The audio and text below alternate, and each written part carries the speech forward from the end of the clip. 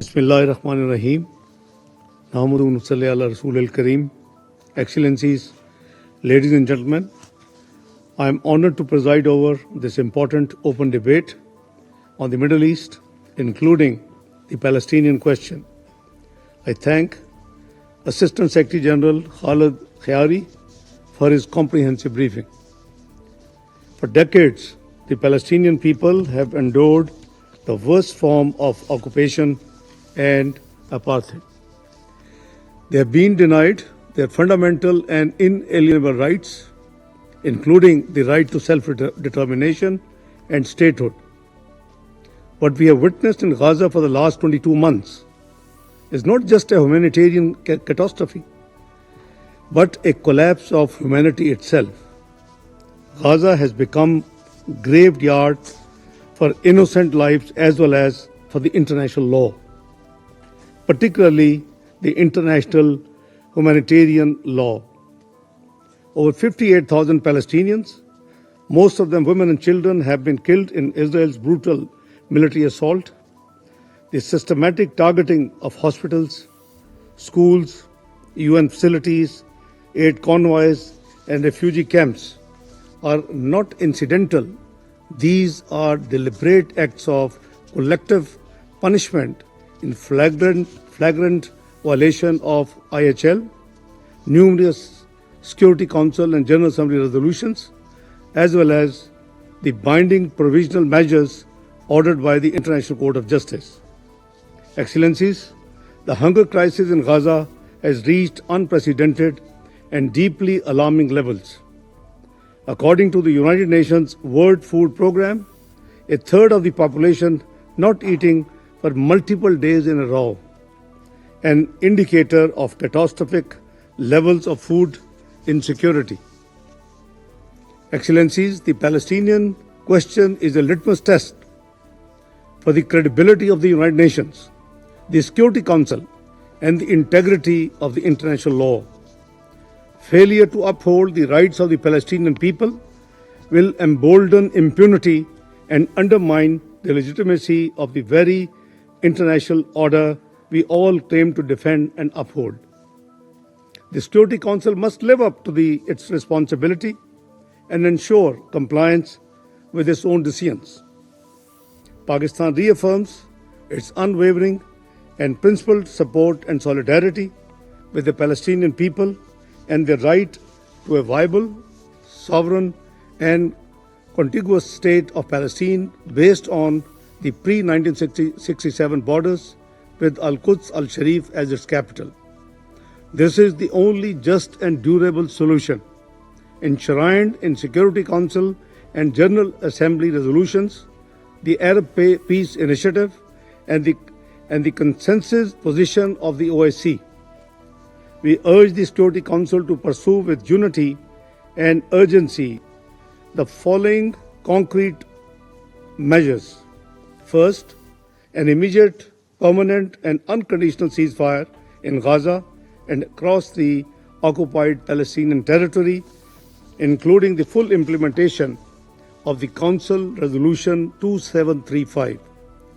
We appreciate the ongoing diplomatic efforts aimed at securing a ceasefire in Gaza and hope these would yield tangible and meaningful outcomes, including a permanent end to the war. We appreciate the role played by Egypt, Qatar, and the United States in this regard. Second, unfettered, sustained, and secure humanitarian access to all civilians in need and the protection of aid workers, medical teams, and the UN personnel.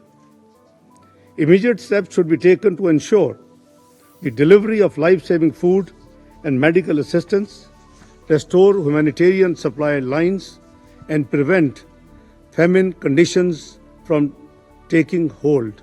Third, renewed and reinforced international support to UNRWA, which remains indispensable to the survival of millions of Palestinians. Fourth, an end to the forced displacement, illegal settlement expansion, and annexation of Palestinian land, particularly in the West Bank and East Jerusalem.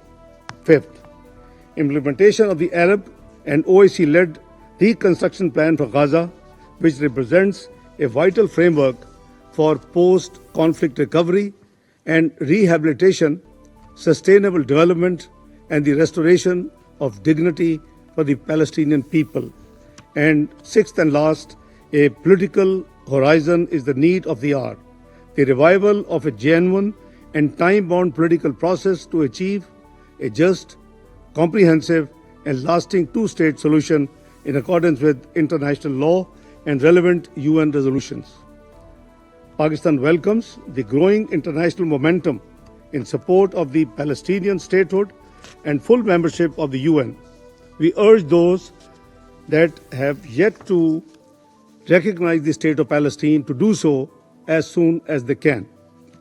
We also welcome the convening on 28th of July of the International Conference on the Two-State Solution, co-chaired by Saudi Arabia and France, to help generate renewed momentum and take concrete actions towards achieving the two-state solution. Excellencies, a comprehensive and enduring peace in the Middle East requires addressing all interrelated crises across the region through effective multilateralism and peaceful settlement of disputes. Pakistan supports the stabilization of Syria through an inclusive political process. Syria's unity, sovereignty, and territorial integrity must be upheld. Israel must withdraw immediately from the separation zone established under the 1974 disengagement agreement and from the occupied Syrian Golan Heights in accordance with Security Council resolutions 242, 338, and 497. In Lebanon, the ceasefire understanding and resolution 1701 must be respected and the sovereignty and territorial integrity of Lebanon safeguarded.